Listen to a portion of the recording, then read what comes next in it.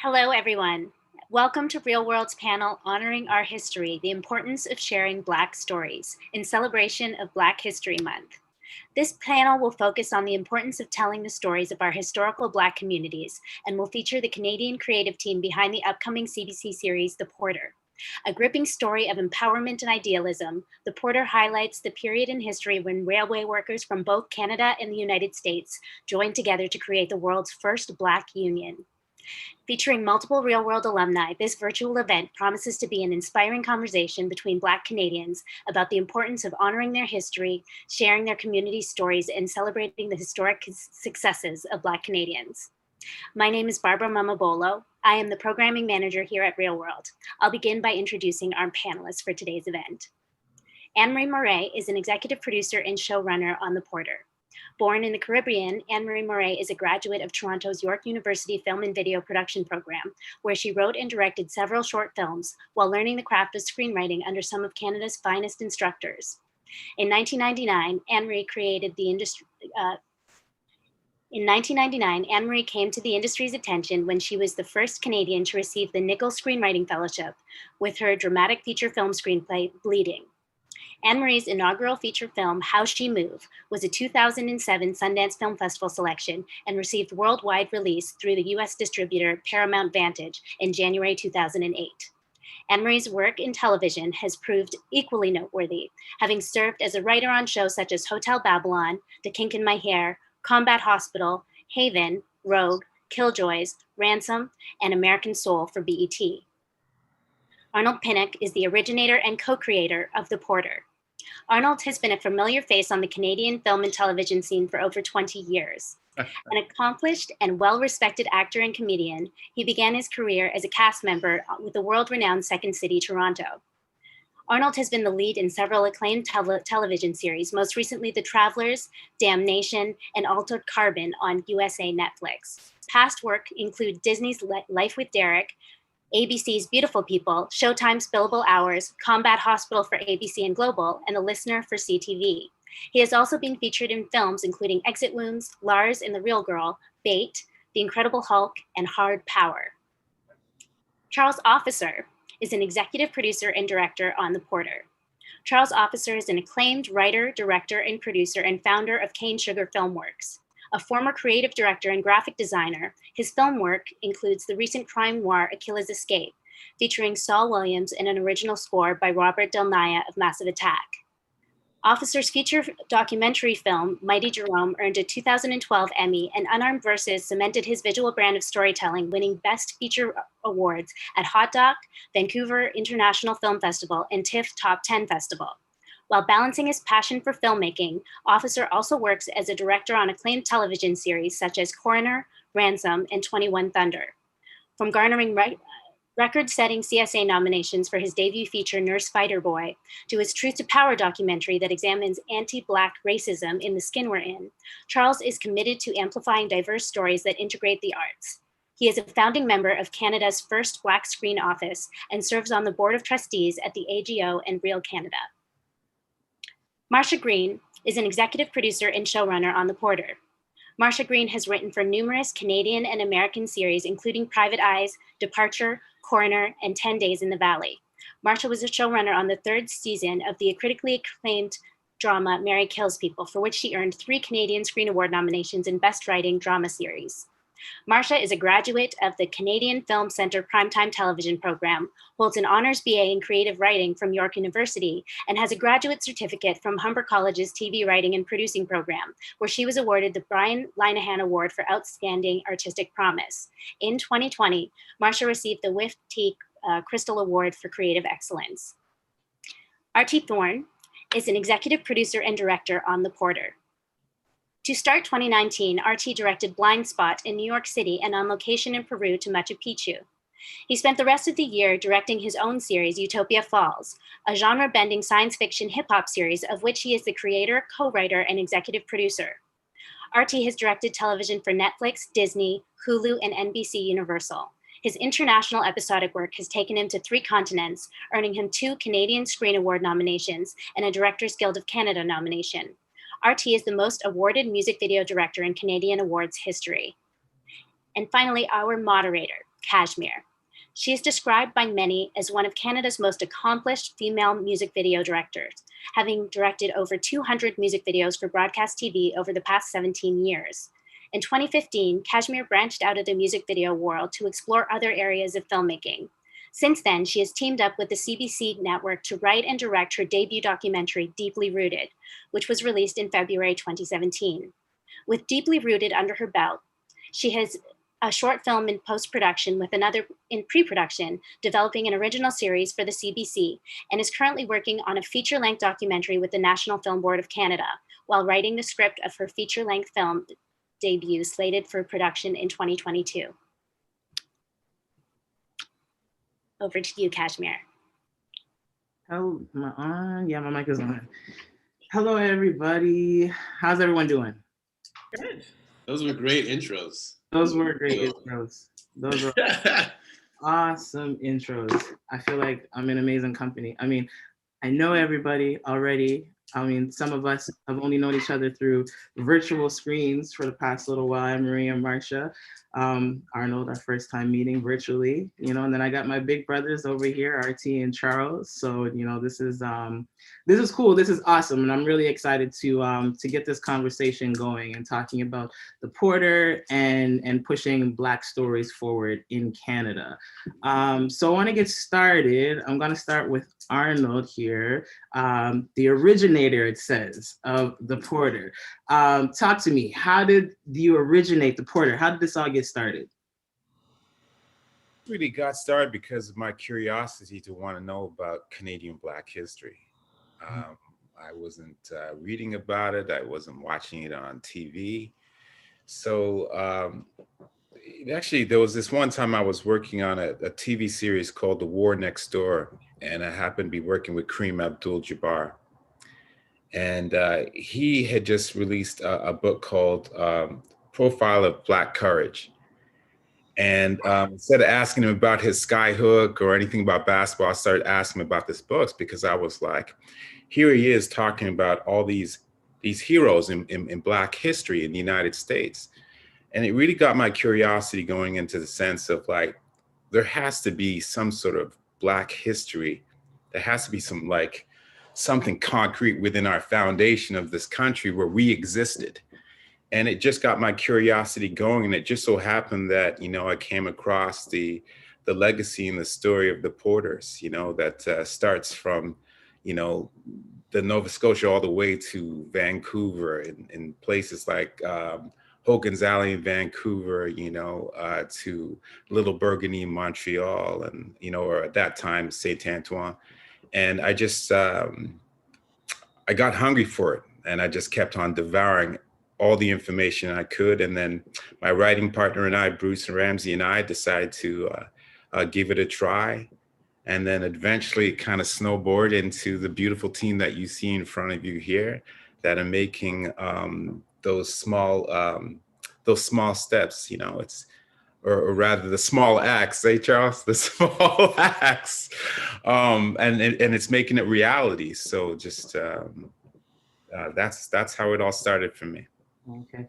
What, can you tell me about any of like the challenges you had getting this project off the ground? You're like, okay, I want to do a series about Canadian Black history, you know? Some people are like, all right, good luck with that, you know? But here you are, it's got its legs and it's got its green lights and it's going. Like, but what obstacles did you have to get over in order to get to this point where you guys are at now with the Porter? Well, there were many obstacles. I mean, you know, the first obstacle that you always hear about is, one, I didn't know anything about this. Is this real? Did this really happen?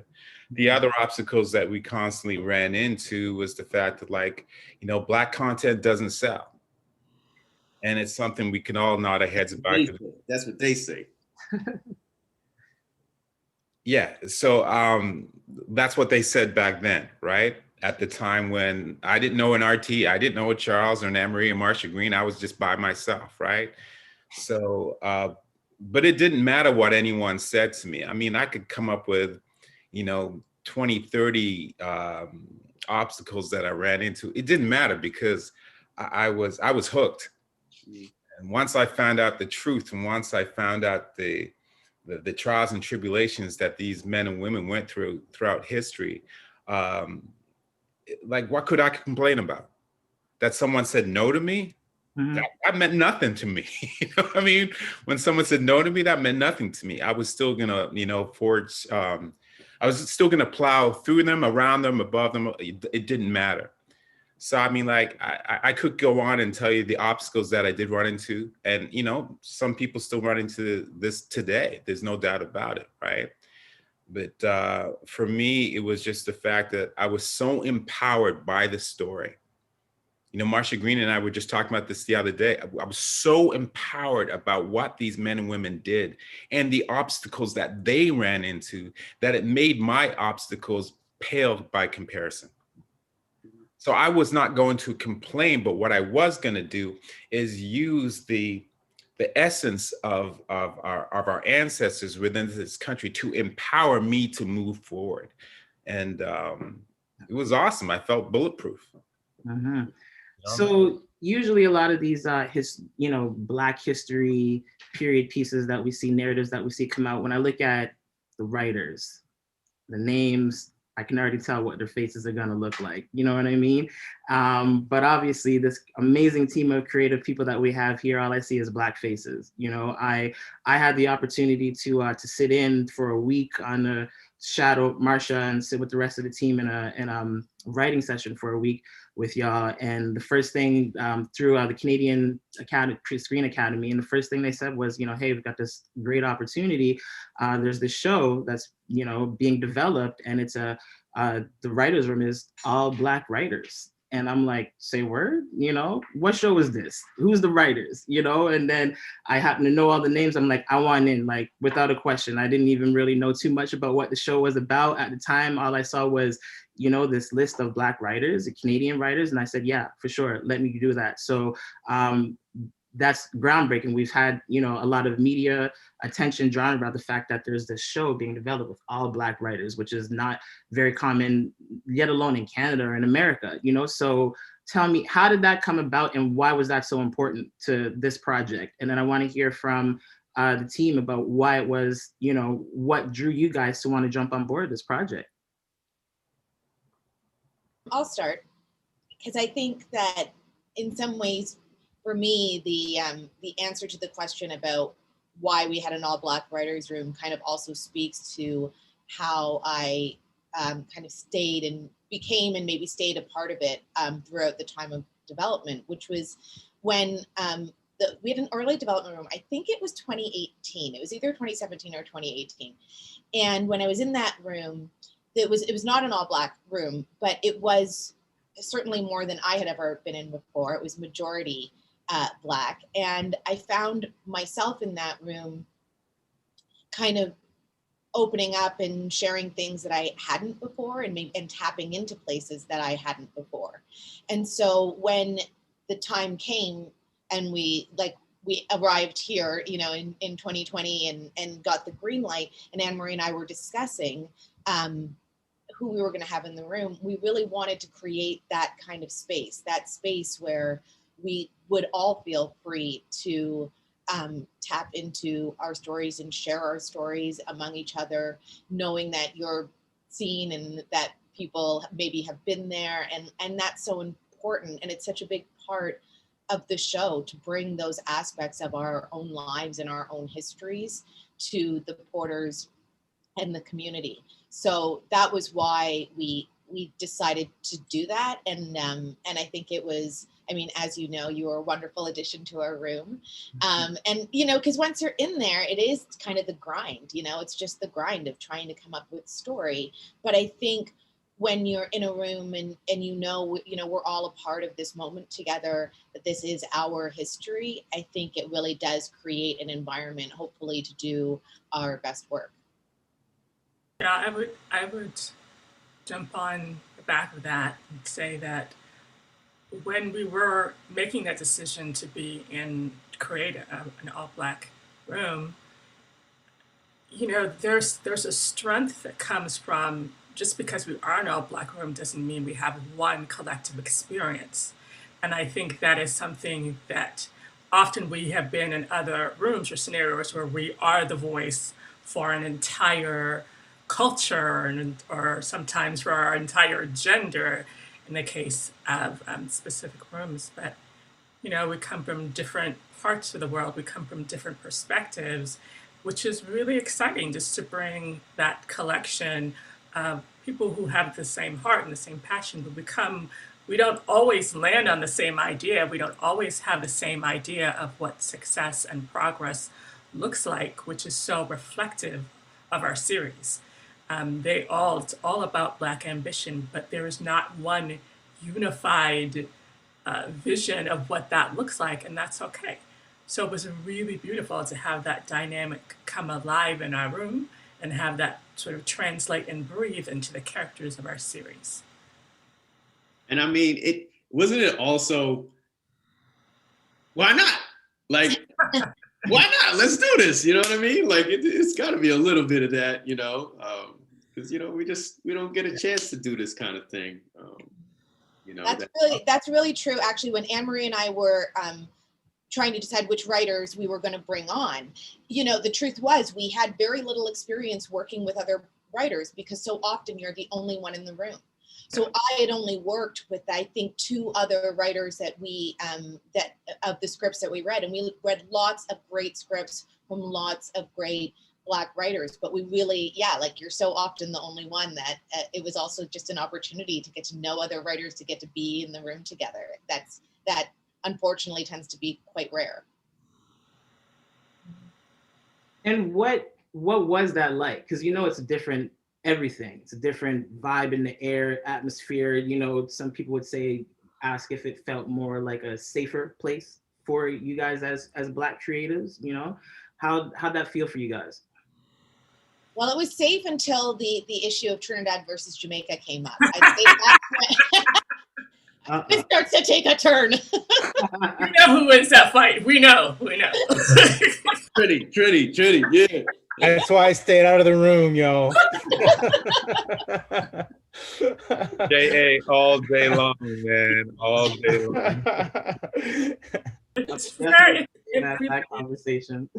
It's quite it's like comfortable pajamas, really, because you get into this space where you found yourself in other rooms, and I think Marsha's mentioned this, not even realizing you're censoring yourself because the other participants in that room have no connection and sometimes no interest in hearing your experience or your lens, even if they are creating Black characters. So sometimes you find yourself, I'm like, why am I have to defend to what I am and my experience, and you're creating characters that just happen to have Black skin, but you have no really desire to know anything about that experience. So when you have this room, it's very freeing, because whether we agree or disagree, we share a collective experience together, which is such a beautiful and a powerful feeling. Our partners at BET also, at BET Plus, also said something really interesting to us in one of our early conversations, which was about not wanting the show, not wanting to have to Black-splain things in the show. And I feel like that's kind of another aspect of often when you're the only one, you're you say something and then people don't know what you're talking about. So now you're explaining what that thing is. And so there definitely is a shorthand that existed in that room, and I think kind of is mirrored in the show. We're just kind of trying to get people to drop into it and find their way around it, and of course knowing that much of our audience will understand those things, and will see them and not feeling like we need to explain them. Speaking of BET, I want to ask you guys, American film and television, it's more common for them to address Black history in their narrative content, but it's usually always from an American perspective. It almost kind of makes it seem like they don't really care about the Canadian side of the Black history that is very intertwined and very connected. I guess my question is how did BET's involvement come about, or was it important to get American broadcasters attached to this project to sort of make sure that the history is spread throughout? You know what I mean? Well, I mean, how they came about is we have an unbelievable producer in the name of Jennifer Kawaji, Sienna Films.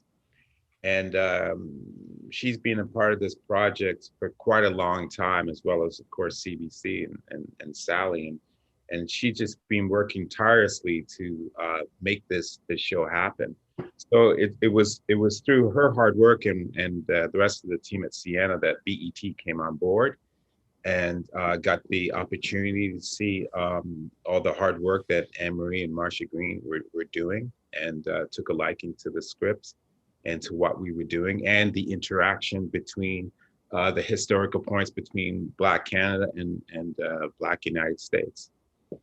So. I think it's also, with this particular story, it does cross borders, right? Like what Annmarie and Marsha and are communicating, and the story that we're talking about is there, through the Porter experiences. I mean, there were American Porters, so I think that was also, I think, for Canadian projects that most Americans are like, what you talking about? Like, I think this one was very relatable, and I feel like they can see that they're, they can contribute to the storytelling, and that will make sense in America as well. So I think on a business level, I think it's a very smart move that American broadcasters got involved in our project. I mean, it is here. It is about North America, and that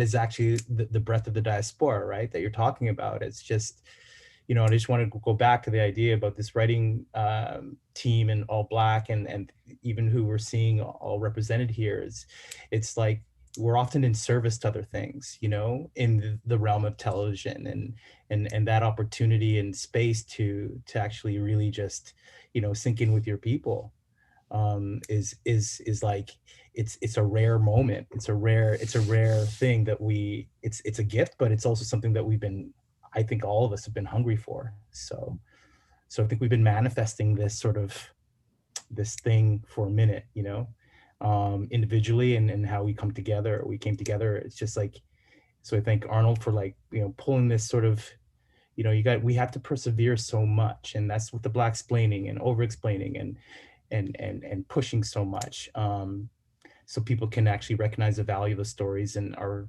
contributions, specifically in Canada, so yeah, it's we're glad to have American partners, I think. For sure. Let's get back to Canadian content for a minute here. Why do you guys think that there's such a historical exclusion of the Black history and historical content in Canada? Because we've white supremacy and colonialism. It's basically that, like, we're seeing, in the arts, in music, and so on and so forth. It's just like, the people who've been holding that sort of monopoly on it have wanted to see things that represent them, that speak to their narratives. They're welcome to tell ours, but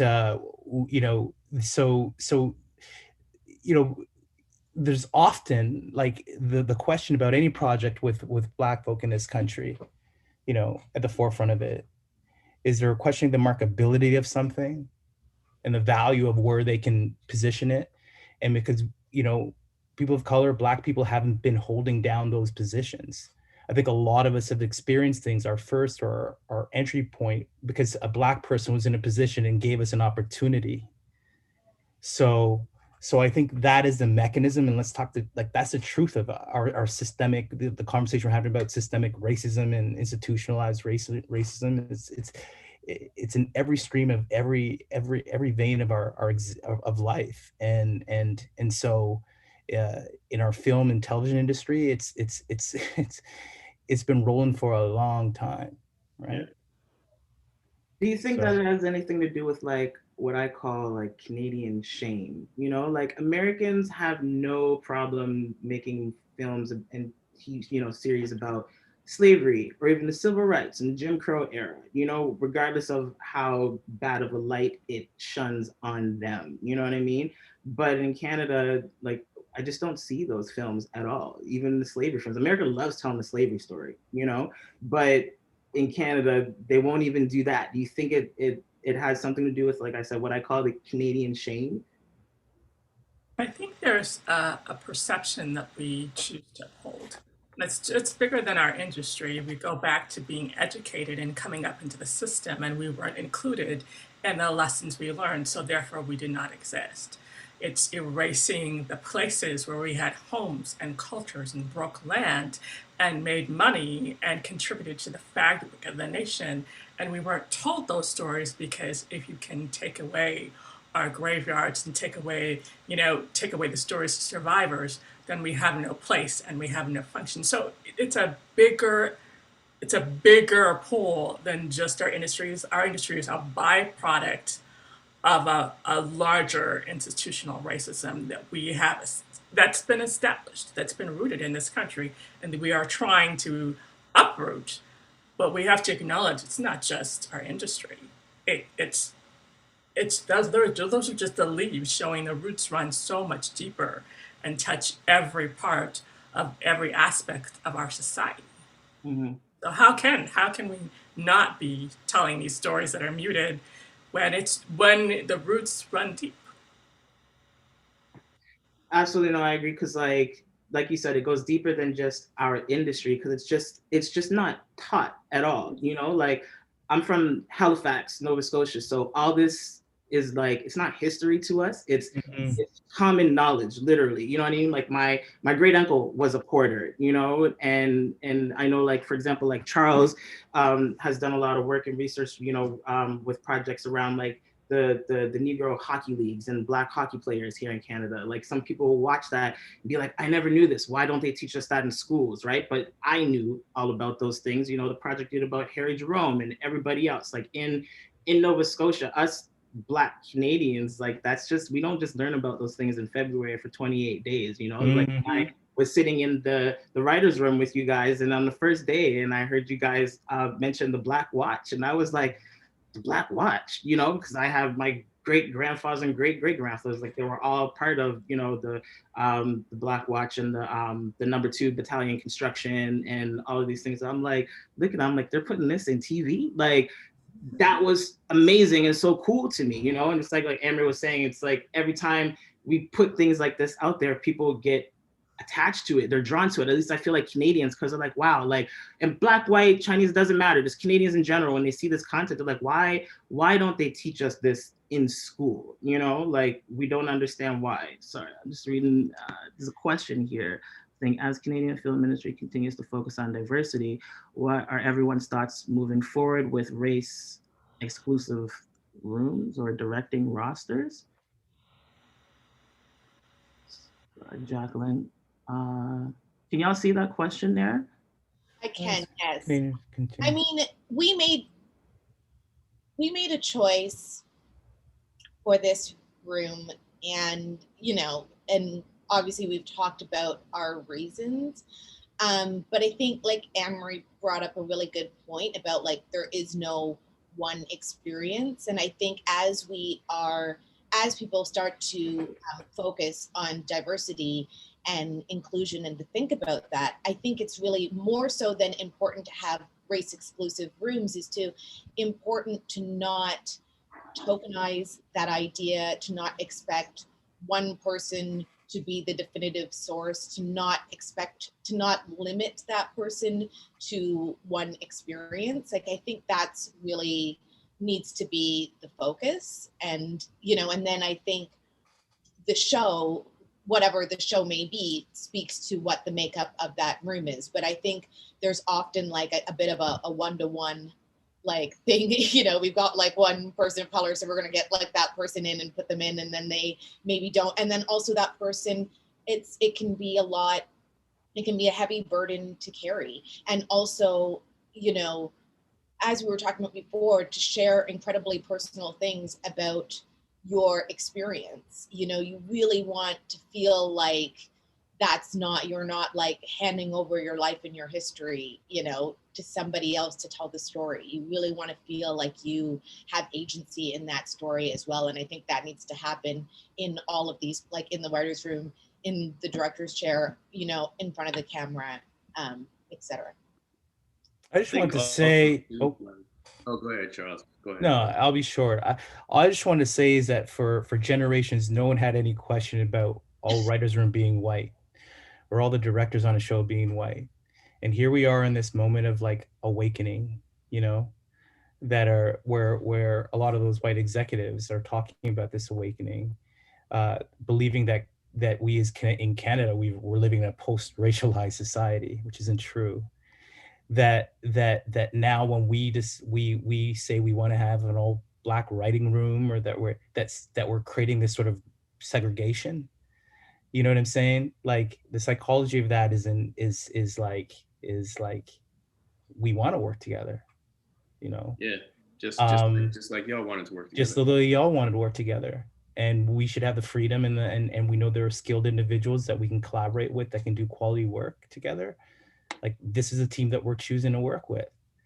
And it's and the emphasis is just put on, okay, it's all black team. Oh yeah, great. It's because we're visibly black. It's like y'all didn't say, you know, run around and be like, wow, you're just waking up and saying maybe we've had too many white people on our teams. So the psychology of it is important. Do you remember, Charles, when you were doing a screening for The Mighty Jerome, like up at Swansea? Yeah. And I saw it in the Starbucks. It was on a flyer, right? And remember, I went up there and there was more white people in there than like, you know, black. And I saw Charles. And, you know, we talked after the screening and I shared with you about the project. And then that's the domino effect. And then, of course, you know, the amount of times that was 2010. 2010. The amount of times that we have come together, you know, I've talked about this in the past, and had dinners down at Harlem's, you know, and Carl, the owner, would graciously take care of us. And we collectively sat down and broke cornbread, right? And ate and talked and laughed and felt safe and communicated. Like this thing doesn't just happen overnight. Like, let us not fool ourselves. Like, you know, we're very, very blessed to be on the shoulders of giants, the Clement Vergers of the world, the Jennifer Holnesses, all those people, you know. But like this collection of people here, it didn't just happen overnight. And when we bonded together, I think we weren't thinking of, okay, well, let's bond something together because we're all black people. We're bonding because we felt safe. We felt secure. We understood each other's stories, our hardships, and our trials and tribulations. And it was the perfect bond for all of us to come together. Of course, with RT eventually coming in at the end.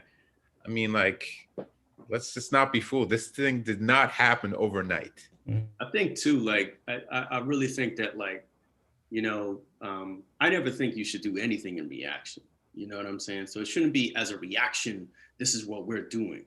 That's inauthentic to what you are putting together. And it's never a space that you should operate from. I believe that inherently, like what you're saying, Arnold, it has to be something that comes together naturally. And the places that we're all in our lives, this is where we are at. And this is why we're attracted to these things together, to work together. So it has to be an organic thing. But I do think there is something to the fact of, like, look, traditionally, yes, we are the only ones on set or the ones in the one in the writing room. And traditionally, those are the things. And here is a chance, an opportunity for us that, like you said, we're blessed to be in this opportunity.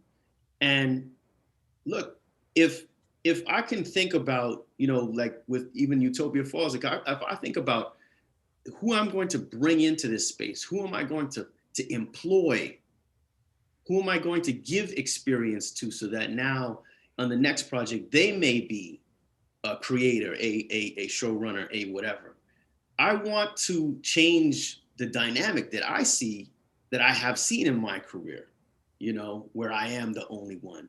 And in order to do that, I don't see anybody else doing it. So we got to take responsibility as well to say, all right, cool. You know, it's not about pulling in somebody that's not qualified. It's about recognizing the people that are qualified and say, yo, I've seen you. You've been doing this for a minute. Come and join us here and grow with us as well. So, you know, as professionals of color who are in this industry and are making our own strides, it is important for us to look out when we have the opportunity to give opportunities to others, to look out and say, yo, come along, we're gonna build together. Because that's the only way that the rest of this industry is going to change if we're the ones doing it. I'm happy if there are white producers out there and they, you know, they're listening to this and they're like, yep, I believe in this, great. And I thank you for doing that work too. But we have to be also the ones to do it as well. I agree. Annmarie, what are your thoughts on moving forward with race exclusive rooms? Yeah, I mean, I think it's everybody's touched on a really great points. We collectively, when I look at this team, it's sometimes people say things happen, you know, by hard work and miracles. The fact that all of us in our respective careers were able to align at this time to do this series is a bit miraculous. So it wasn't sort of this random, you know, I see you, let's just jump in a room. We have put in years of work and experience and honing our craft and doing the preparation for this opportunity. So for those who are not prepared, yes, we want to help prepare you to be ready for your opportunity. I'm sometimes frustrated when people demand of me opportunity, but you don't respect the preparation of this process. So I am happy to help anybody ready to hustle for it, as we have hustled for it to get here. So those rooms can be beautifully inclusive, equipped, and ready. So if that's not your time, do the training. Let me train you. So when the opportunity comes, you're ready for it. Be ready to do the work. And I think there's so many that are, and so many who are just on the journey. So we're trying to be so many things to so many people.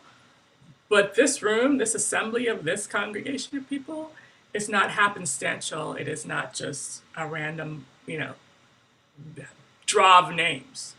So that's what I would love to see in rooms in terms of inclusivity, whether it be an all-Black room, whether it be reflective of a different culture that's telling a different story, that they have been trained, equipped, and prepared and ready for the opportunity because they're coming.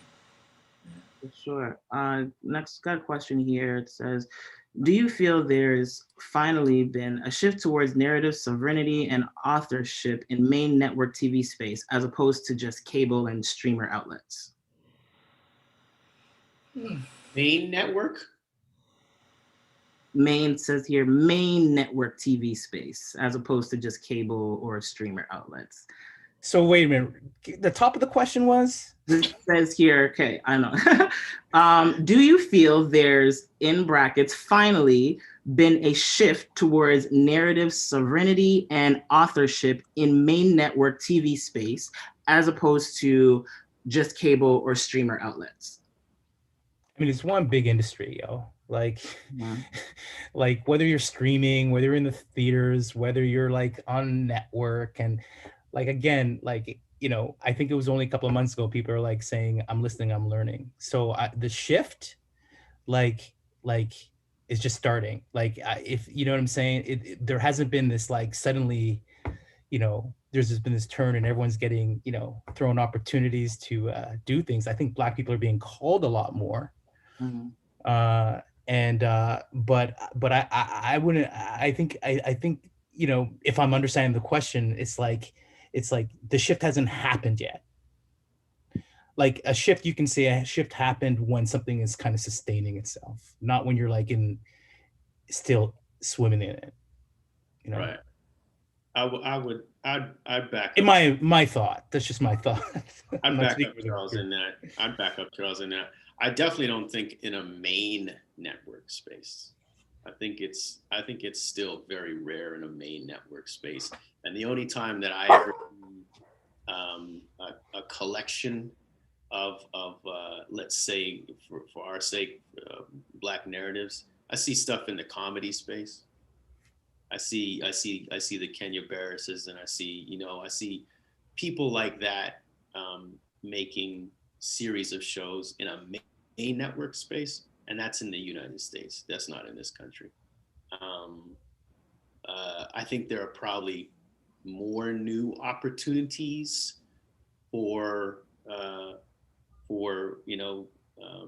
cultured narratives in streamers, because I think streamers have a way of being able to tap demographics more specifically, and so for them it makes business sense. So that I see more of that there. But like Charles is saying, I don't think there's a shift. I mean, it's not like we're inundated with stuff. You're still seeing one of 26, be an indigenous project or a Black project. You're not seeing, but hopefully with our partner BT Plus, that they're targeting very specifically a Black audience. And who knows, there might be other, that streaming space is very interesting because of that, being able to target very specific cultures. You might see more very specific audience based streamers pop up, so that could be very interesting as well. I do think that there is a better understanding now than there has been in the past about authorship and narrative. So, like, I think people understand now, like, there's this nothing about us without us, which kind of started about indigenous stories. And I think people understand, my feeling is that people understand that better, because I feel like I get a lot of calls now because they want to tell a story and they kind of know they're going to need somebody who could tell that story, whereas I think before they were just going for it. And now I think that they understand, oh, this isn't going to look great when the author of this series is this thing. So I think people kind of know that. Are those shows getting made? Are we seeing the fruits of that knowledge? I don't think so. But, we're still in it. But I do think that there has been, in the mentality, I think people, from being called out, from other people pointing and being like, this isn't right, that people are starting to get that message and understanding that they need to approach stories differently. We got another question here. It says, how does copyright ownership affect the sharing and integrity of Canadian Black stories?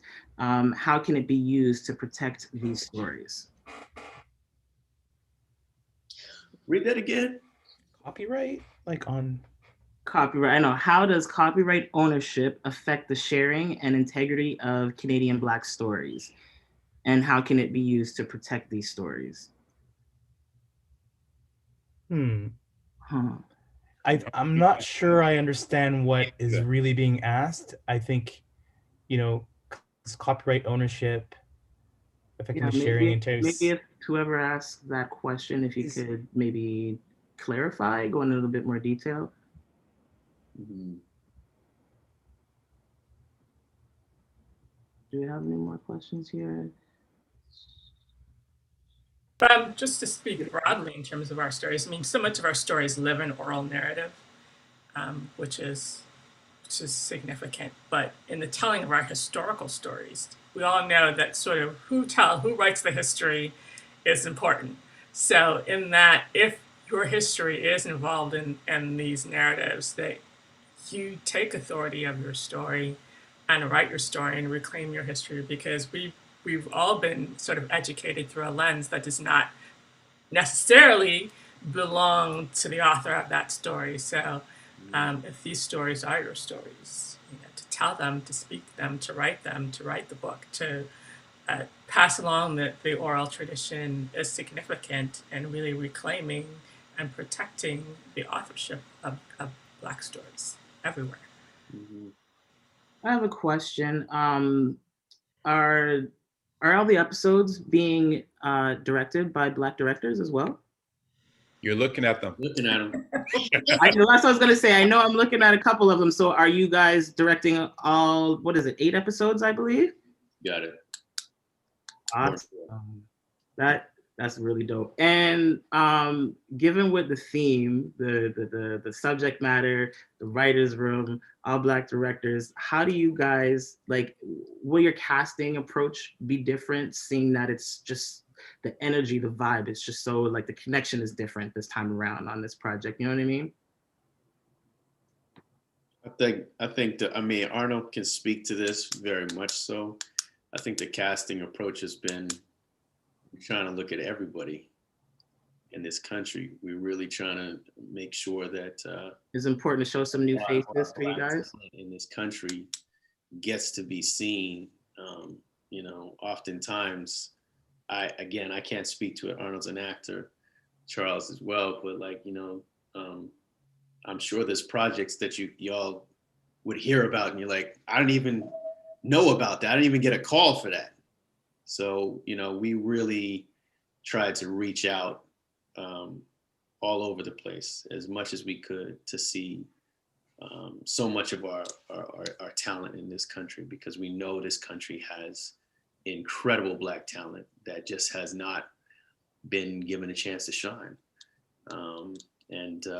You know, we reached out regular channels, we reached out, you know, the side channels, the buy channels, the whatever channels, you know. I think the content, you know, from acting perspective and just being in the room when actors, you know, finish their read, they're emotionally taken back because they're finally getting an opportunity to audition for people that look like them within their own city, within their own province, within their own country.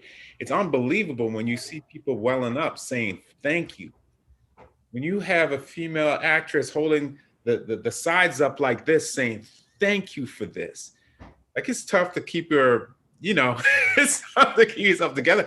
And you realize that people are starving for the opportunity to portray themselves within this country. They're starving for it. And there's a sense of pride, dignity, and also a sense of fear too that comes on you because there's a responsibility now, and just makes me feel like we are all on the right path. Like Annmarie and RT were saying, is that we were meant to be here, and we have to take hold of that. And even though it may be heavy on our shoulders, we have to ride with that. And these are my rough riders that we riding with throughout this thing. And I'm glad that Canadian actors are proud to want to read for something like this. That's really dope, amazing. Are you guys taking the same approach throughout the entire production, like Black cinematographers, editors, so on and so forth? We've kept a real eye out for that. Like, we're in this place again, like what RT mentioned earlier, was that we're in a position where we are looking out to work with those with Black creators. You know, we understand as artists, as Black artists in this country, that we have an opportunity to actually, you know, we have production constraints and there's always financial matters that you have to take into consideration, but we are looking at that. And that's also telling of how challenging it is. And what we're talking about now is, like, you know, people being quote unquote qualified, and the experience that we have been denied, right? So it speaks to even the pool of individuals we can interview and want to bring with us, and so we are very aware of the opportunities around training and mentorship and all of that. Like, we're looking at that because, you know, we've all been through it. You know, we've all experienced it in some manner. So it is important to us, you know, but again, we're not just going like, yo, we got to hire a Black DP because we just need a Black DP. We want, you know, a solid, smart, hardworking, visionary artist to work with who we feel is ready to work on a project of this scale. So this isn't like, again, like, nothing's arbitrary on that. We're not doing the flip side of trying to just check a box, you know, what we've experienced so much. But we are trying to build our community. And it's so rare that, again, it's like we have to shoot in outside of our province. and the most Black people are here in Toronto, in the country. You know what I'm saying? So we got challenges, you know. But yeah, we're telling a Black story, so we want to. There's something about the lens and the gaze, which was also important with our DP, is also factors into our conversations about how we're selecting, you know, our experiences, and we want it from, you know, from a lens that actually understands, you know, ourselves on an ancestral point of view, you know, cerebral. Yeah. We got last time for one more question here. Can I just say one thing though, you know, we're extremely proud to be the opportunity to shoot in Winnipeg, telling a story about Montreal, with us being from Toronto. I mean, once again, another conversation Marsha Greene and I were having is like the birthplace of the union started in Winnipeg. So that sort of history, we're proud to be able to be shooting that in ground zero. Absolutely. Absolutely. There's a lot of Black folks there. Yeah, no doubt. That's this last question here. Let me see. What do you think is the most important focus going forward for Black producers in terms of having content on streaming services versus traditional broadcasts, given the shift happening in the industry? Give me that one more time. Sorry, Cass. No problem. I know these are lengthy, wordy questions. What do you think is the most important focus going forward for Black producers in terms of having content on streaming services versus traditional broadcasting, given the shift in the industry? I will just say that I think one of the great challenges in this country, in fact, is the lack of content being produced, period. So if I were to be advising a Black producer, I would be saying take it everywhere, because everywhere is like 5 places. So, you know, that might change, like the bill might change that, so that streamers, so that the Netflixes and, like, you know, we've heard about Netflix and Amazon opening studios here, and they may be making more Canadian content. And obviously this is a great time to really focus, I would say, to pitch them. And also, yes, to be thinking about, as the earlier question referenced, authorship, and not even just to say that, to have your work have a really distinct point of view. I mean, that's the beauty of being, I think, on cable versus main network. You're not necessarily trying to appeal to the same wide audience, and you could get to be a little bit more specific, and I think that would be really good. So did I answer the question? That's my answer to the question. Someone else jump in case there's something I missed. You did great. Thanks, Ross. Okay, then they said we got time for one more question then. Do you think there's anything what are the benefits of telling utopian stories, past or futuristic, in comparison to historical stories addressing the experience of historically marginalized communities? Charles Officer. Officer, RT. You told a utopian story. Yeah, I think it was called Utopia Falls. Right. Exactly, Oh, man. RT. There you go. Let's sit back and watch this. Marsha AM, let's sit back and watch. I mean, I'll just say, I would actually very much like for you to answer this question, since it's what are the benefits of telling utopian stories versus comparison to historical ones. And I would like you, simply because one of the main things that stuck in my head when you were talking about why you created Utopia Falls is a simple question. Every futuristic stuff you see, why are there no Black people? Why is there no hip hop in the future? As if it just died. The number one culture and art form across the country just all of a sudden dies out 100 years from now. Why is that? You know? Yeah. You should answer the question. Anyways, I mean, look, I mean, you know, I don't know if I can speak on a benefit, but I think what Utopia Falls allowed me to do was imagine a world that I could, you know, and within that world I did not see, Black culture represented. You know, there's oftentimes a Black character represented, so that, you know, everybody knows that we didn't die. But you know, what happened to the culture? Yeah, you never see the culture, and anybody who understands anything knows that our culture is us.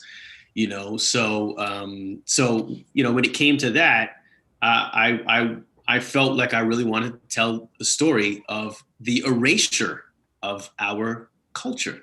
I mean, that's really what, you know, it's a teen kid show, but it's really about that if we're not paying attention, they will erase us again. You know what I'm saying? And that's what happened in that show. And then it was about the rediscovery of this culture and how much of it is a part of us, how much of the fight that we have in our spirits, that is in our ancestors, is part of that culture. And, you know, hip hop is a version of that, but, you know, obviously lots of other aspects of our culture. So that show allowed me to do that. What's wonderful about being able to tell a historical story is, quite frankly, now you get to dig into the reality of those things that are of our culture, the reality of our struggles. And you get to pay homage to the people that fought for us to even be able to make this stuff. You know, the fact that we all have an opportunity to tell a story and share this story and have the skills to tell this story and the outlets is because these people did what they did to pave the way for us to be here in this position. So it's an honor. You know, you're paying homage to these people, and it's a necessary thing. Quite like you know, Annmarie, I believe, saying, you know, look, history is written by the victors, and when the victors want to leave you out of the story, they'll leave you out of the story. So we're making sure that we honor these people who came before us by telling their story, so that it will never be told. You know, so, you know, it's beautiful benefits to do both things. Mm-hmm. But it's really soul enriching when you get to go back and pay your respect to the people that have allowed you to show that we had our own wins. You know, this is not a story of just the, you know, the ways in which this community suffered. Of course, it's a part of it because it's a part of our history, a real part. But our lens, our gaze is on everything that they accomplished. And that then when we're talking about utopian stories versus historical stories and the benefits of both, I think really what RT did and what we're trying to do in our show is really just actually show this portrait of people and how they kind of come together through their culture, support each other, and have their own wins. Yeah. There's great morals, backing up what Marsha said, there's great morals and victories and wins that these men and women did. I mean, you know, a lot of these people became like doctors and accountants and, you know, lawyers and scientists and poets. And we just don't know these stories. Yeah. You know? And if I can empower, you know, all the people that are watching this, you know, go tell your stories, the stories that your grandmother and your grandfather used to say at the dinner table. Go tell those stories, man, you know, past, present, and future, like what RT and what Charles does all the time. Like, go tell them, man. And these are stories of ambition. You know what I'm saying? Like, don't get it twisted. It is a story of resilience. It is a story of struggle. It's a story of ambition, though. You know, these people believed in something more and they went for it. And we're proud to tell that story. You know, we're proud to tell stories about Black ambition and celebrate them. Unapologetically. Yeah, unapologetically. Yes. Absolutely. This is our time. This has been fun. I want to say thank y'all for doing this and letting me hang out with you guys for an hour. I'm always enthused and amazed and filled with knowledge every time I hang out in a room with any of you guys, and it's even a treat when I get to hang out with all y'all in the same room. And I also just want to say thank you to all y'all as an 8th generation Canadian whose family is kind of embedded in this journey that y'all are telling through these characters and the Porter. I sincerely deeply appreciate it, because I don't see these things, you know what I mean? Especially on any television at all. These are all stories and experiences I learned from my family. And as a filmmaker, it's amazing, and I'm excited to just see it on the screen, So I just want to see your show. I can't wait to see your show and your movie and your TV series. I'm working on it. It's coming. Thank you very much. Thank y'all for hanging out with us. Thank you to Reelworld for, always giving us a space to have our voice be heard, Thank you very much. We appreciate y'all. Yeah. Thank you. Great questions. Yeah, great questions. Fantastic. Great stuff. All right, take care, everybody. Bye.